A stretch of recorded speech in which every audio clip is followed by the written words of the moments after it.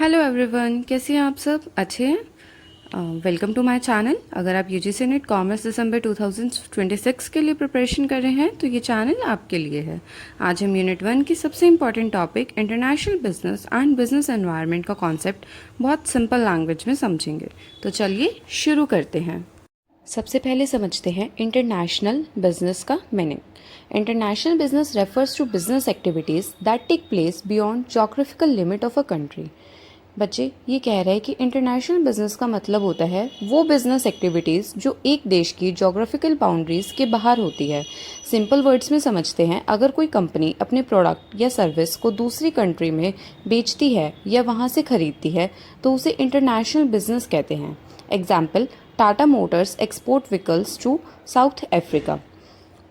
अगर Tata motors India में vehicles बनाकर साउथ अफ्रीका एक्सपोर्ट करती है तो ये इंटरनेशनल बिजनेस का एग्जाम्पल है। यहाँ एक इम्पॉर्टेंट कीवर्ड याद रखना, beyond the geographical limit of a country.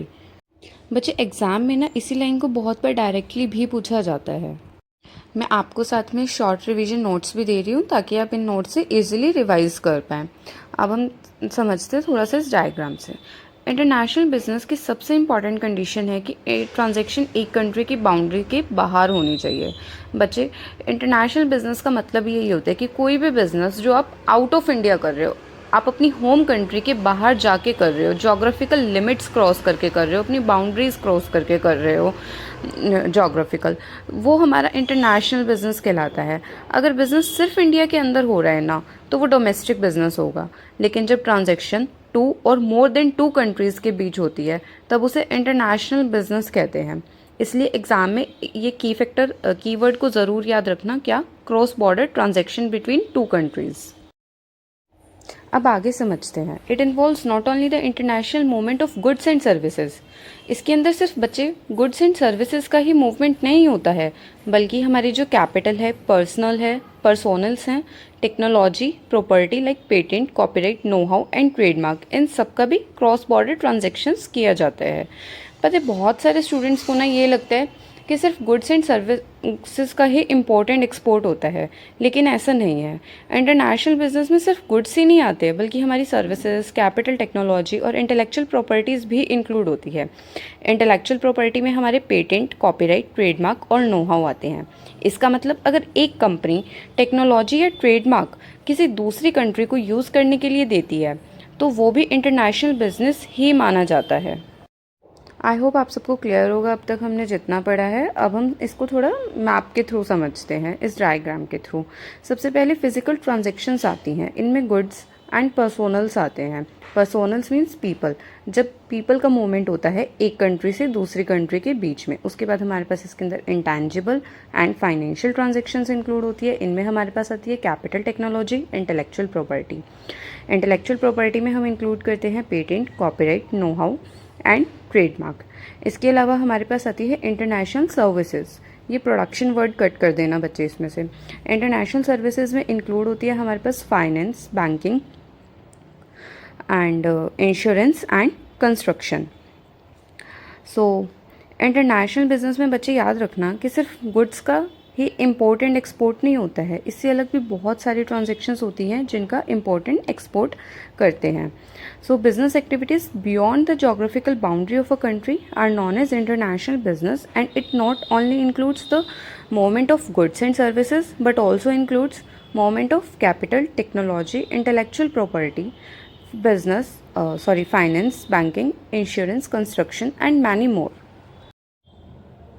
अब पूरी डेफिनेशन को ना एक बार सिंपल लैंग्वेज में रिवाइज कर लेते हैं। International business consist of transactions that are devised and carried out across national borders. इसका मतलब कि इंटरनेशनल बिजनेस उन सभी ट्रांजैक्शंस को कहते हैं जो नेशनल बाउंड्रीज के अक्रॉस किए जाते हैं to satisfy the objective of individual, companies and organizations. इसका मतलब है कि इन ट्रांजैक्शंस का ऑब्जेक्टिव इंडिविजुअल्स, कंपनीज और ऑर्गेनाइजेशन की नीड्स को सेटिस्फाई करना होता है। ये ट्रांजैक्शंस अलग अलग फॉर्म में हो सकते हैं, जैसे हमारे गुड्स की फॉर्म में, सर्विसेज की फॉर्म में, कैपिटल की फॉर्म में, टेक्नोलॉजी और इंटेलेक्चुअल प्रॉपर्टी की फॉर्म में, राइट। इसलिए जब भी एग्जाम में इंटरनेशनल बिजनेस से कोई भी डेफिनेशन पूछी जाए, चाहे डायरेक्टली या इनडायरेक्टली, अब आपको क्लियर रहेगी कि इंटरनेशनल बिजनेस का मीनिंग क्या होता है। वो बिजनेस एक्टिविटीज़ जो जोग्राफिकल बाउंड्रीज़ के बियॉन्ड की जाती हैं किसी भी कंट्री की, उसे हम इंटरनेशनल बिजनेस बोलते हैं। एंड इसके अंदर सिर्फ goods and services he involve नहीं होते, मैनी अदर थिंग्स भी इन्वॉल्व होती हैं, जैसे हमारे intellectual property, capital, technology. Right, clear है। अब हम आगे समझेंगे कि हमारे इंटरनेशनल बिजनेस में पार्टिसिपेट कौन कौन करता है, की एक्टर्स कौन कौन होते हैं एंड उनके प्राइमरी ऑब्जेक्टिव क्या हैं। सो मेनली यहाँ पे 3 तरह के लोग आते हैं, individuals, companies and organization. Individual means कोई भी पर्सन जो इम्पोर्ट या एक्सपोर्ट करता है या फिर इंटरनेशनल सर्विसेज प्रोवाइड कर रहा है या फिर इंटरनेशनल सर्विसेज वो ले रहा है। कंपनीज, एमएनसीज, मल्टीनेशनल कंपनीज जो एक या एक से ज़्यादा कंट्री में बिजनेस ऑपरेट करती हैं। ऑर्गेनाइजेशंस जैसे हमारे इंटरनेशनल इंस्टीट्यूशंस आ जाते हैं, बिजनेस ऑर्गेनाइजेशंस होती हैं जो क्रॉस बॉर्डर बिजनेस को सपोर्ट करती हैं। इन सब का एक ही कॉमन ऑब्जेक्टिव होता है, carry out transactions across national border to satisfy the objective of various groups. Means कि ये नेशनल बाउंड्रीज के अक्रॉस ट्रांजैक्शन करती हैं और अपने बिजनेस गोल्स को अचीव करती हैं। ओके, क्लियर है। कोई डाउट या कोई भी क्वेरी है तो प्लीज़ कमेंट सेक्शन में ज़रूर मैसेज करके पूछिएगा। अब आगे समझते हैं। To conduct business overseas, MNCs need to bridge separate national market into a global market place. अब सवाल ये है कि एमएनसीज अलग अलग कंट्रीज़ में बिजनेस क्यों करती हैं।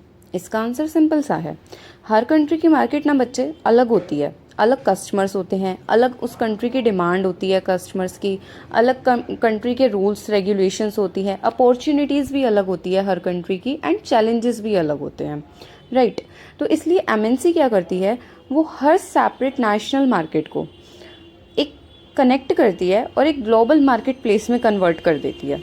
ओके, अब क्या होता है इससे, जो कंपनीज है ना वो अपने प्रोडक्ट को और सर्विसेज को अलग अलग नेशंस में सेल कर पाती है, अपने बिजनेस को एक्सपेंड कर सकती हैं, नए कस्टमर्स तक अपने प्रोडक्ट को पहुंचा सकती हैं।